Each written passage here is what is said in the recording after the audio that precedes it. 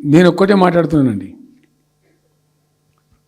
Business meet పెడతాం, ఎంఓయూలు చేసుకుంటాం, ఏ ప్రభుత్వం చేయాల్సిందే.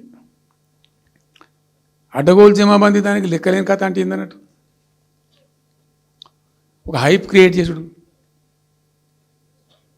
దీనికి ఆజుడు, దీనికి గురువు చంద్రబాబు నాయుడు.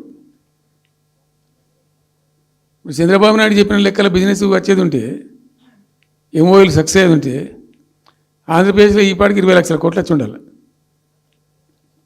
ఆయన ఫస్ట్ టైం అలా సీఎం ఉన్నప్పుడు ఆ ఊళ్ళో పెట్టే కదా, వైజాగ్లో,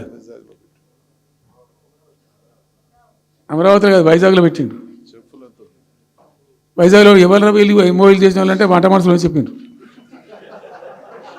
ఆ స్టార్ హోటల్లో ఉండే బయట వంట మనుషులు, వాడు ఎవడ సప్లై చేసేటోళ్ళు, వాడు వచ్చి కూర్చోపోయి సంతకం పెట్టే పెట్టిండు వాడు పాపం. అవునే అంటే పాపులర్ అయింది అది. ఇప్పుడు మరి ఎక్కడ ఆ పెట్టుబడులన్నీ ఎక్కడ చెప్పండి. ఆఖరికి 10,000 కోట్లు అన్న రావాలి, 15 లక్షల కోట్లు, 6 లక్షల కోట్లు, 8 లక్షల కోట్లు.